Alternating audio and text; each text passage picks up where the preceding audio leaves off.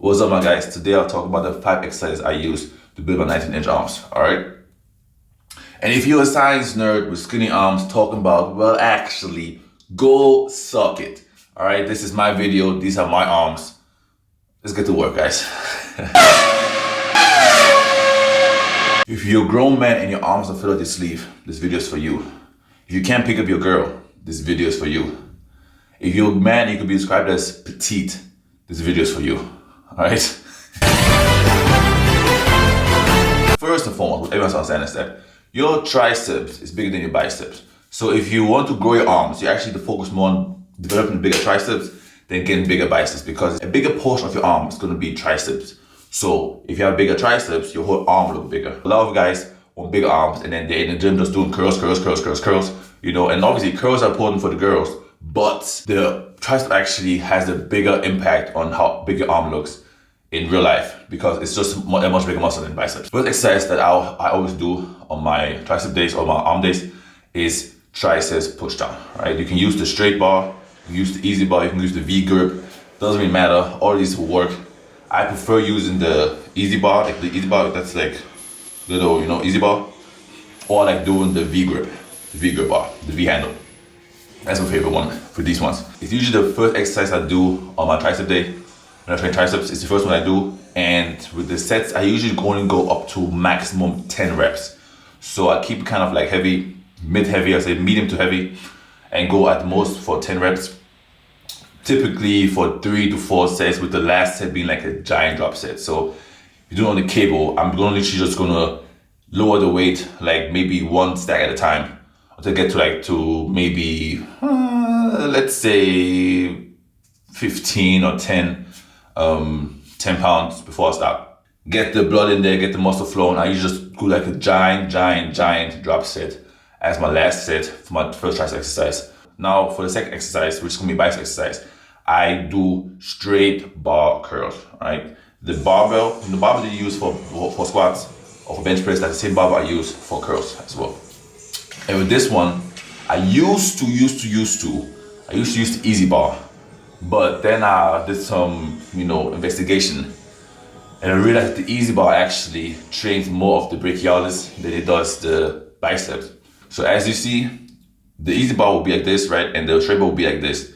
And this little difference, right, supinates the wrist more, and actually one of the bicep main functions actually is wrist supination. So by doing this, you actually get more focus on the biceps than on the brachialis. So that's why I started switching up to the straight bar over the easy bar. I used to pick the easy bar because it used to be easier on my wrist, but I now just suffer doing exercise because it has more effect on the biceps. As you can see, right, if you have the biceps like this, it's more engaged than if it's like this, right? So there you go. You just try it out yourself, you see that it's more engaged in this position than it's in this position. Once I started using the straight bar over the easy bar, I 10x my biceps.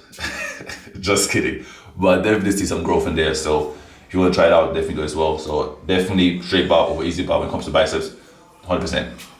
And for sets and reps, I usually stick to, I would say 3 to 4 sets, and typically like 10 to 12 reps, because like I said earlier, I don't go too heavy on the straight bar because of my wrist problem. So if you can do this without having like wrist issues, obviously go heavy. But me personally, I get like kind of issues with my wrist if I do too heavily on the straight bar.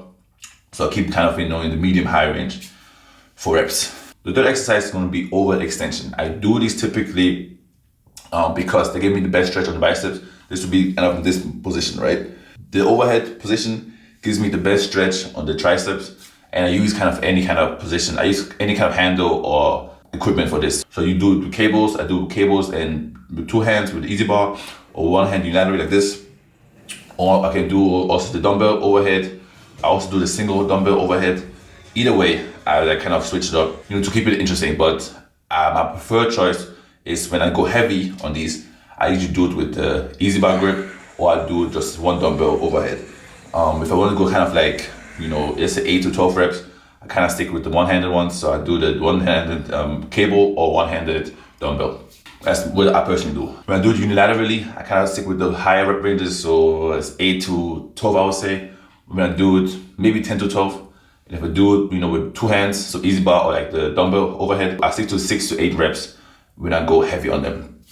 This is because to to do this on a cable machine and not mess up your shoulders is a very tricky thing, right? Because you kind of have to twist into the movement and out of the movement. So if you go too heavy on this, it's very likely you might mess up your shoulders. So to prevent this from happening, I go with not too heavy of a weight to make sure that my my shoulders are safe, right? But yeah, that's what I personally do, right? If you want to risk your life and do it heavy with one hand, more power to you. But me personally, I'd rather stick to the high rep ranges and keep my shoulders nice and safe. The fourth exercise is the preacher curl. As you can see, I've used kind of a makeshift setup. That's because for me, I have long limbs. I have like a 7'2" wingspan, so I can't use the regular preacher curl machine. But if you have a regular build, use that machine. Okay, this is just if you can't use that machine comfortably, do this. So because I have long limbs, I kind of set up the bench like this, and I do it like this as well. But with preacher curls, similar to earlier with the overhead extensions, I do not go heavy. I have seen countless people tear their biceps doing this exercise too heavy. So for me personally, I stay within the 8 to 12 rep range. Again, 3 sets, and I usually do this exercise as my second bicep exercise of the day. So I never start with this because I think it just is too risky to do as a first exercise, and then if you accidentally overload it too early, you might just tear your pec. You might just tear your biceps. So I like doing it, as a second exercise when I'm already kind of warmed up and everything already lubricated, and I can just go in and get to work. And even then, I still kind of stick to the higher rep ranges. At the lowest I would go on this would be 8 reps just to be safe. Okay, but if you're a risk taker, if you don't care about your biceps, you don't care about longevity, you can go heavy on this as well, I guess. But I would not recommend it, to be honest. And then on top of that, I also do at most 3 sets with this because I like to superset the preacher curls with hammer curls on my arm days or my bicep days. So usually I don't go over 3 sets when I superset exercises, so that's why I keep it at 3. On some days I even just do 2 sets of this and as a superset, and then I get out of the gym, right? The fifth and last exercise that I use to build my 19-inch arms is dips. I like dips a lot because for one, they give you another good stretch on the biceps. Because I'm tall, I never get to fully stretch the triceps doing press downs. So when I do the dips, it gives me the opportunity to get the full-on stretch in a position, right, and then pull out of it. So it gives me an opportunity to stretch my triceps in that position. That's basically the goal. So I do dips as well. And for this, I usually never go over 10 reps for dips. So whenever I get to 10 reps, I just add weight until I can no longer do 10 reps, basically. That's at least how I look at it. I don't think there's any purpose of doing 20 reps of dips. What's the point? So I like to keep it at the most at 10. And with these also, I superset them with triceps push-ups. Just as an end of workout thing. And with everything here, I go to failure. So I do the dips to failure and do the push-ups to failure. And I make sure that for the failure part, I do not hit more than 10 reps on the dips. So if I hit more than 10 reps on the dips, I'm going to add weight to it so I don't hit it.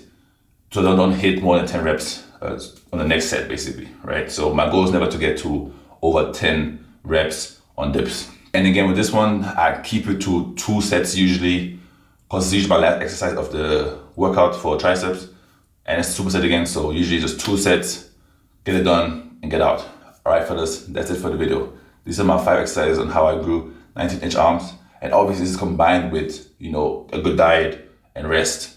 So obviously, you can just do this alone and then not rest properly, or eat properly, and think you can grow big arms, right? So get your rest, get your diet on track, and then do the exercise as well, and your arms should balloon. Okay? That's it for the video, man. Flex up!